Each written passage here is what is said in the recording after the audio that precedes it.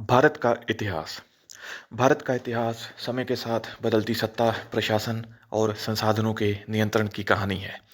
हर युग में शासन की संरचना बदली और उसके साथ समाज की दिशा भी बदलती रही। करीब 3300 ईसा पूर्व में इंडस वैली सिविलाइजेशन का विकास होता है। हड़प्पा और मोहनजोदड़ो जैसे शहर योजनाबद्ध थे, सीधे रास्ते, पक्की ईंटें और विकसित ड्रेनेज सिस्टम। ये सभ्यता एग्रीकल्चर और ट्रेड पर आधारित थी। स्टैंडर्डाइज्ड वेट्स, सील्स और लॉन्ग डिस्टेंस ट्रेड के प्रमाण मिलते हैं। यहाँ सत्ता का स्वरूप अपेक्षाकृत डिसेंट्रलाइज्ड दिखाई देता है।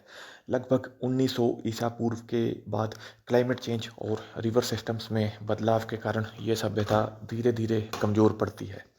इसके बाद आता है वैदिक पीरियड। ये काल मुख्यतः ग्रामीण समाज का था। क्लैन बेस्ड ग्रुप्स मौजूद थे और समय के साथ सोशल स्ट्रक्चर विकसित हुआ। राजनीतिक रूप से भारत छोटे छोटे जनपदों में बंटा हुआ था। अब कोई स्थायी विशाल राज्य व्यवस्था नहीं बनी थी। करीब 6वीं शताब्दी ईसा पूर्व में बड़ा बदलाव आता है। महाजनपद उभरते हैं। इनमें मगध सबसे शक्तिशाली बनकर सामने आता है। यहाँ से ऑर्गेनाइज्ड एडमिनिस्ट्रेशन, टैक्सेशन और स्टैंडिंग आर्मीज का स्पष्ट रूप दिखाई देता है। करीब चौथी शताब्दी ईसा पूर्व में मौर्यन एम्पायर की स्थापना होती है। चंद्रगुप्त मौर्य और बाद में अशोक के समय भारत सबसे पहले एक बड़े केंद्रीकृत साम्राज्य के रूप में संगठित होता है।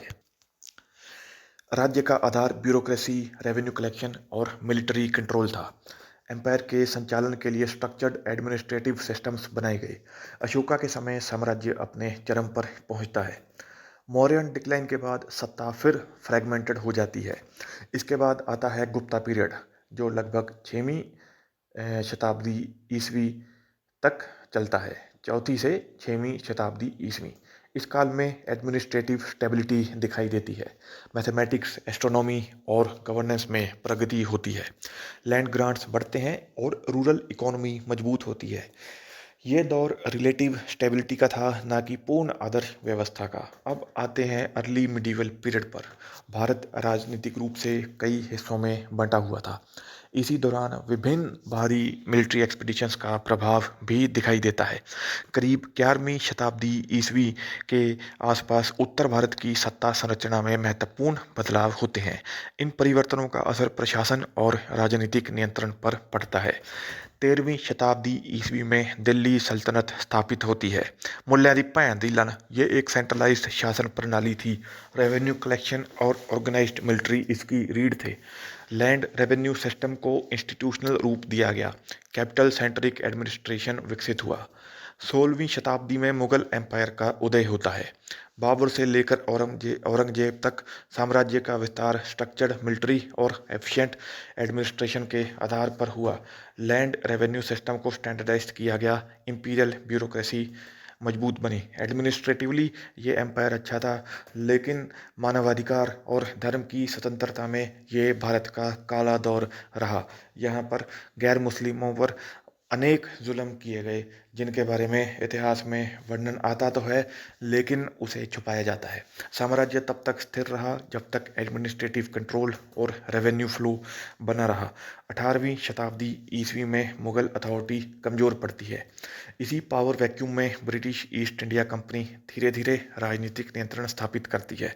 कंपनी ने अलायंसेस, फाइनेंस और मिलिट्री शक्ति के माध्यम से प्रभाव बढ़ाया। ये मुगल अथॉरिटी के कमज़ोर पड़ने में सिख, जाट, राजपूत और मराठा योद्धाओं का महत्वपूर्ण योगदान होता है। वह अपने अपने क्षेत्रों में मुगलों से लोहा लेकर उनकी जड़ उखाड़ देते हैं और इस प्रकार से उनका खात्मा होता है। 1757 ईस्वी की बैटल ऑफ प्लासी एक निर्णायक मोड़ साबित होती है। इसके बाद भारत में कॉलोनियल रूल का विस्तार होता है। कॉलोनियल एडमिनिस्ट्रेशन के दौरान इकोनॉमिक स्ट्रक्चर में बदलाव आता है। लोकल इंडस्ट्रीज कमज़ोर होती हैं। रेवेन्यू एक्सट्रैक्शन बढ़ता है। भारत ग्लोबल ट्रेड सिस्टम में एक नई भूमिका में चला जाता है। 1857 ईस्वी का अपराइजिंग सत्ता के लिए एक बड़ा संकेत था। इसके बाद डायरेक्ट क्राउन रूल लागू होता है। एडमिनिस्ट्रेशन और ब्यूरोक्रेसी और अधिक सेंट्रलाइज्ड हो जाती है। 1857 ये एक टर्निंग पॉइंट साबित होता है भारत के एडमिनिस्ट्रेटिव इतिहास के अंदर। 20वीं शताब्दी में पॉलिटिकल अवेयरनेस बढ़ती है, ऑर्गेनाइज्ड मूवमेंट्स, नेगोशिएशंस और मास पार्टिसिपेशन सामने आते हैं। वर्ल्ड वार टू के बाद ग्लोबल परिस्थितियां तेजी से बदलती हैं। 1947 ईस्वी में भारत स्वतंत्र राष्ट्र बनता है। नया संविधान, नई राजनीतिक व्यवस्था और आधुनिक भारत की शुरुआत होती है। यही ये ऐतिहासिक यात्रा समाप्त होती है और समकालीन भारत का अध्याय शुरू होता है, जिसके बारे में जानेंगे हम अपनी अगली वीडियो में।